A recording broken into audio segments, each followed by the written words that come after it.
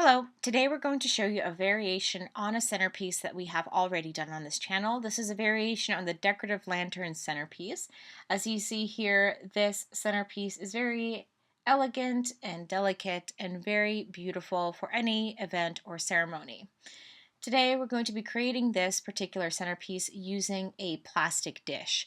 We're going to fill this plastic dish with some oasis or floral sponge, and we're going to create this very versatile centerpiece that you can use to add a little bit of dimension and floral depth to your decorative lantern and to really just brighten up and make something quite individual and unique.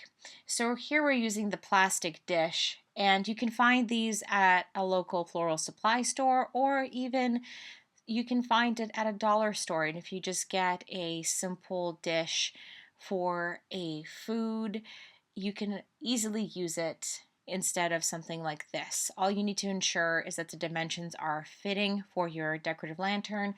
You want to ensure that you have about an inch, inch and a half of space that protrudes from your lantern when you put your lantern against it.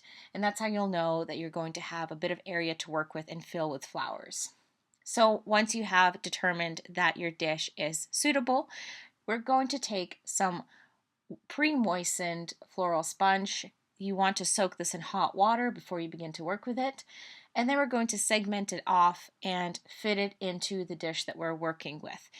Of course, there is no set dimension for the dishes you're going to be working with. You just have to ensure that it suits the lantern that you have. So as you see here, I'm simply parceling off these pieces of floral sponge, and it's a bit of a geometric exercise, but the goal here is just to ensure that you're using every piece of the floral sponge, nothing's going to waste, and that you're also covering the gaps and the spaces between the sponge pieces. And this is actually quite easy to do, and you just want to ensure that you're being conservative and you're saving all the pieces that you're working with and you're putting them to use. At least, of course, to your best ability. If you do have any pieces left over, you can always incorporate them into another arrangement or save them for later. Next, you're going to take some floral tape and you're going to wrap it around the dish that has been pre-packed with the floral sponge. You're going to ensure that the sponge is secured to the dish so that it doesn't come loose or fall apart. This is especially key when you are transporting your centerpiece to your event space. So as you see, this is very simple, and once you have finished this, you can move on to assembling your flowers. Ensure that when you're performing this portion that you're doing it on a surface that you're not afraid to get a little bit soaked or even damaged. So try to do this on a surface that can easily be wiped down. Next, you can take your decorative lantern and place it gently on top of the sponge. You're going to be working around this lantern when you're filling in your flowers. That way you're going to have a perfect mold for when you are at your event hall and you're going to place the lantern on top of it. So we're going to be working with some soft peach spray roses. These are particularly suitable for this arrangement because they will not overpower the lantern, which you do want to have as a focal piece. You don't want it overshadowed by the roses, so spray roses are very suitable for this. We're also going to be using some Russian olive branches. Of course, as always, all of our pieces are customizable, and if you do not have access to Russian olive trees, you can easily substitute with a different type of greenery. For example, eucalyptus has that very faded, dusty look. Dusty Miller, for example, or any other greenery that you think is suitable and goes along with the theme that you're trying to achieve.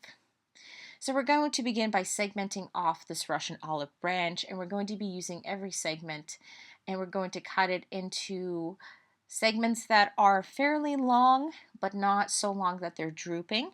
So you want to ensure that you're covering and getting a little bit of volume, a little bit of protrusion, but just not too much so that it's drooping. You want to ensure that you have that perfect depth and dimension.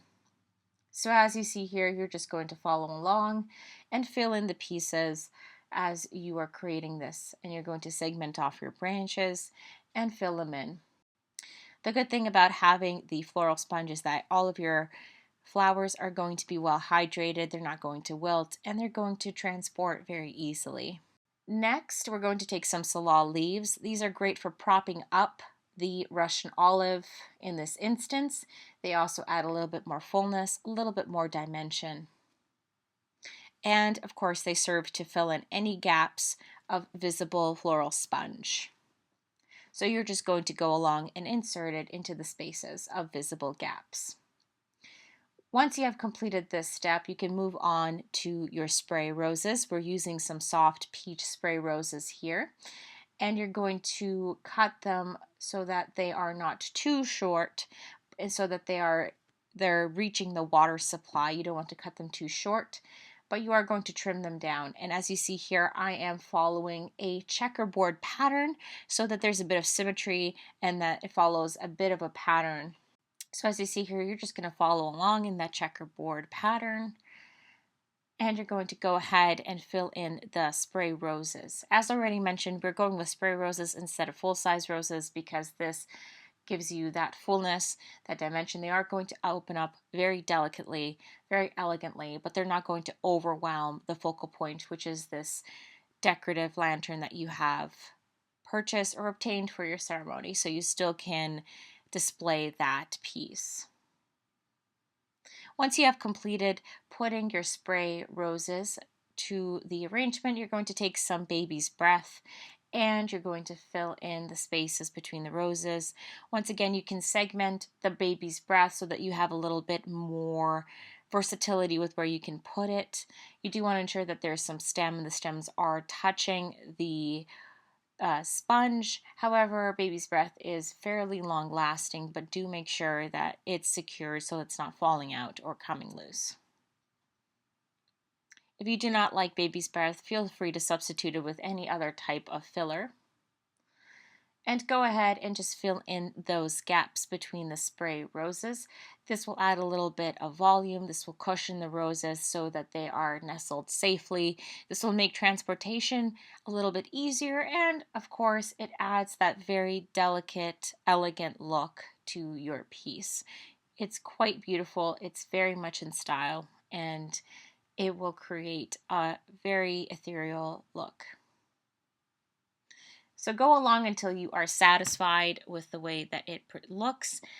And as you see here, once you're finished, you can simply remove the lantern and you have this base.